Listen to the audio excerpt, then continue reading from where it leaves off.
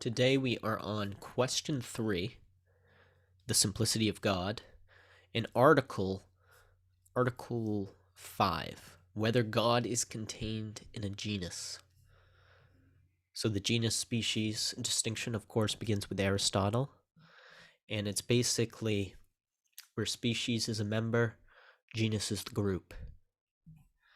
I think human, animal be an example of the genus species distinction. And this is basically asking whether God can be contained within these distinctions, and kind of whether or not it makes sense to think of God as another thing among things or another being among beings, rather than the author of being, or being itself, being with a big B. So let's get into it. Objection 1. It seems that God is contained in a genus, for a substance is a being that subsists of itself. But this is especially true of God. Therefore, God is in a genus of substance. Thomas's reply.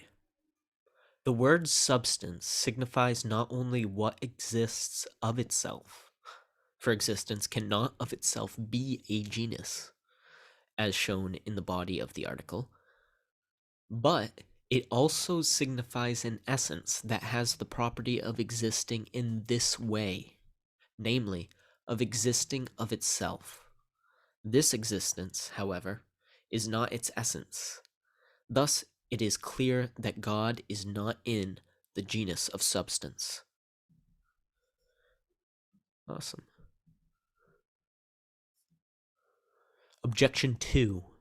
Further, nothing can be measured save by something of its own genus, as length is measured by length and numbers by number.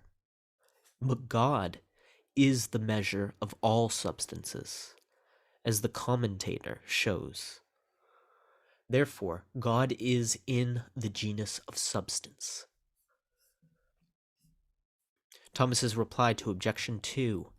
This objection turns upon proportionate measure, which must be homogeneous with what is measured.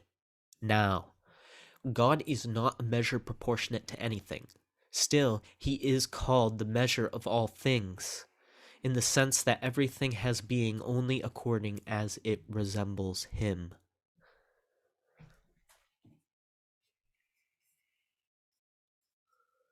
On the contrary, in the mind, genus is prior to what it contains. But nothing is prior to God, either really or mentally. Therefore, God is not in any genus. I answer that a thing can be in a genus in two ways, either absolutely and properly, as a species contained under a genus, or as being reducible to it, as principles and privations.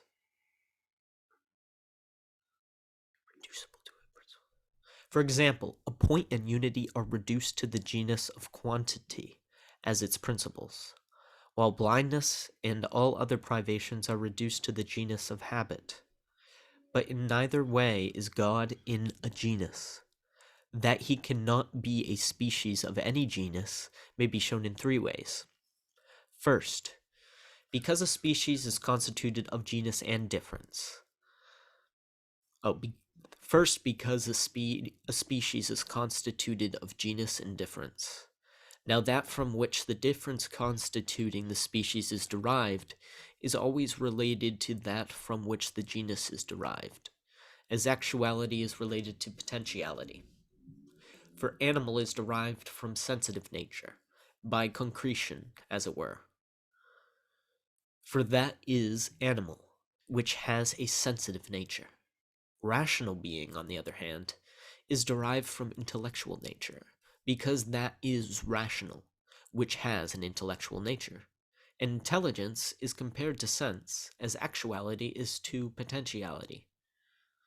The same argument holds good in other things.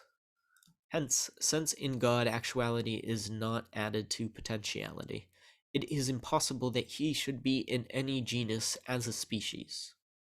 Secondly, Since the existence of God is his essence, if God were in any genus, he would be the genus being. Because, since genus is predicated as an essential, it refers to the essence of a thing. But the philosopher has shown in his metaphysics that being cannot be a genus, for every genus has differences distinct from its generic essence. Now, no difference can exist distinct from being, for non-being can not be a difference. Yet for non-being there cannot be any difference. It follows then that God is not in a genus. Thirdly, because all in one genus agree in the quiddity or essence of the genus, which is predicated of them as an essential, but they differ in their existence. Let me say that again. Thirdly, because all in one genus because all in one genus agree in the quiddity or essence of the genus, which is predicated of them as an essential, but they differ in their existence. For the existence of man and of horse is not the same, as also of this man and that man. Thus, in every member of a genus, existence and quiddity, i.e., essence, must differ. But in God they do not differ, as shown in the preceding article. Therefore it is plain that God is not in a genus as if he were a species. From this it is also plain that he has no genus nor difference, nor can there be any definition of him, nor, save through his effects, a demonstration of him. For a definition is from genus and difference, and the mean of a genus does not extend beyond that genus.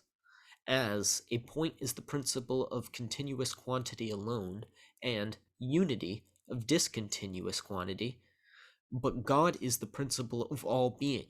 Therefore, he is not contained in any genus as its principle. All right. That is Article 5, Question 3 of the Prima Pars. See you in the next video.